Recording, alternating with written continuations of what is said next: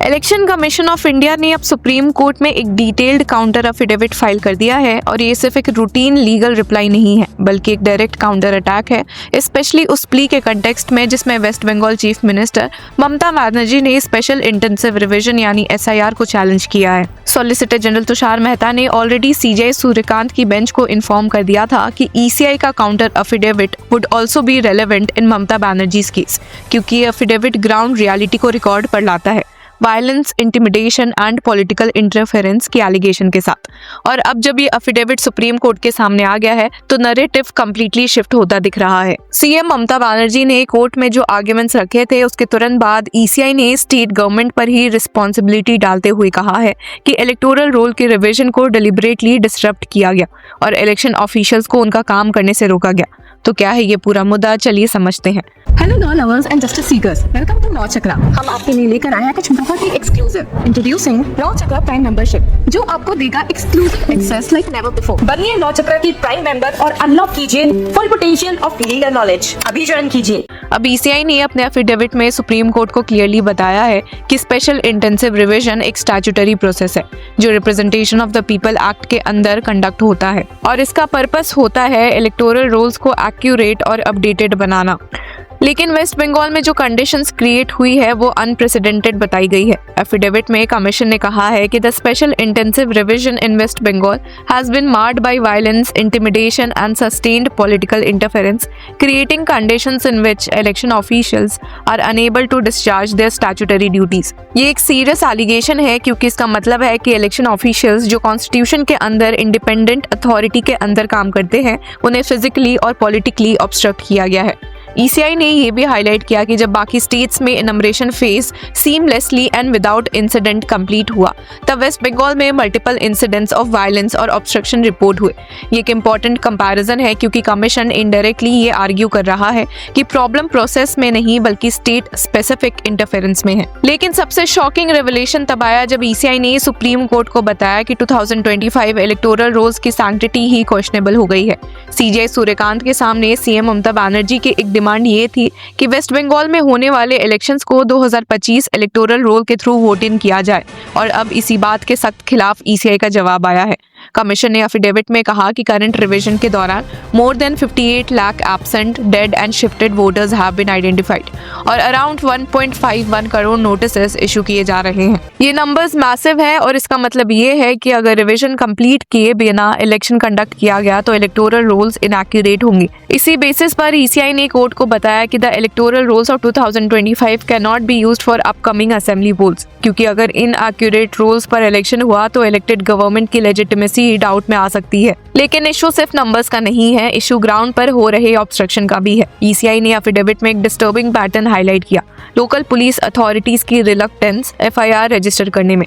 Commission ने कहा कि there has been a pervasive reluctance on the part of local police authorities to register cases on complaints made by booth level officers. ये allegation directly state machinery पर question उठाता है। Commission ने यह भी बताया कि कई केसेस में FIR तब रजिस्टर हुई जब डिस्ट्रिक्ट इलेक्शन ऑफिसर्स ने इंटरवेन किया और अरेस्ट तो उसके बाद भी डिले हुए। कमीशन ने फर्दर अलेज किया कि state government wilfully neglected to comply with ECI directions on registration of FIRs and disciplinary action.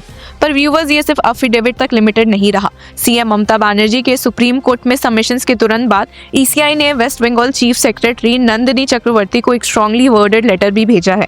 Letter में कमीशन ने लिखा कि I am directed to state that the following directions of the commission have not been complied with by the state government till date.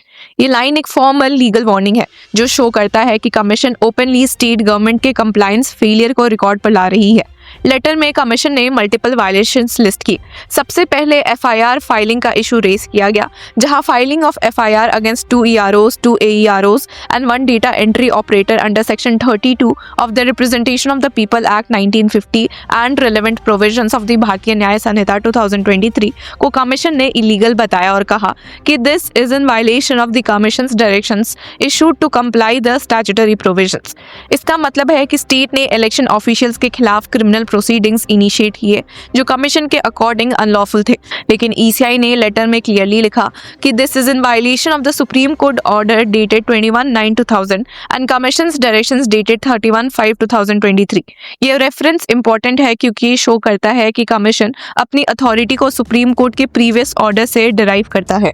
Transverse का issue भी raise हुआ जहां electoral roll observers के transfers को commission ने illegal बताया और लिखा कि these transfers have been done in violation of the commission instructions on SIR dated 27/10/2025।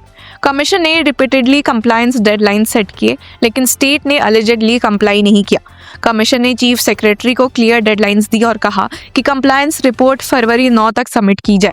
ये वही डेट है जब supreme court CM Mamata Banerjee की प्ली सुनने वाली है, जो शो करता है कि लीगल और एडमिनिस्ट्रेटिव बैटल पैरेलल चल रहा है। सबसे इंपॉर्टेंट आर्ग्यूमेंट्स जो ECI ने सुप्रीम कोर्ट के सामने रखे हैं वो इलेक्टोरल लेजिटिमेसी का है।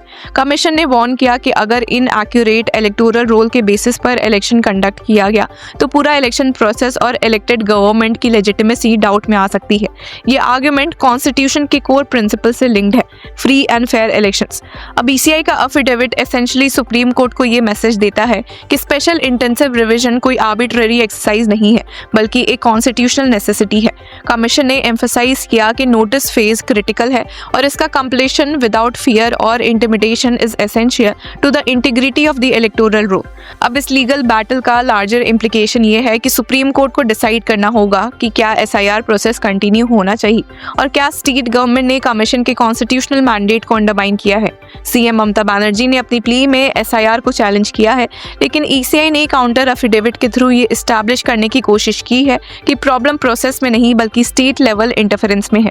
ये केस सिर्फ वेस्ट बंगाल तक लिमिटेड नहीं है बल्कि ये इलेक्शन इंटीग्रिटी और कॉन्स्टिट्यूशनल फेडरलिज्म के ब्रॉडर प्रिंसिपल्स को टच करता है।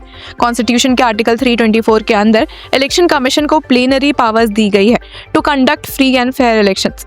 अगर कमीशन प्रूव कर देता है कि स्टेट मशीनरी ने डेलिबरेटली इंटरफेरेंस किया तो ये एक सीरियस कॉन्स्टिट्यूशनल वायलेशन माना जा सकता है। फाइनल आउटकम जो भी हो, एक बात क्लियर है कि ये केस इंडियन इलेक्टोरल डेमोक्रेसी के लिए एक डिफाइनिंग मोमेंट बन सकता है।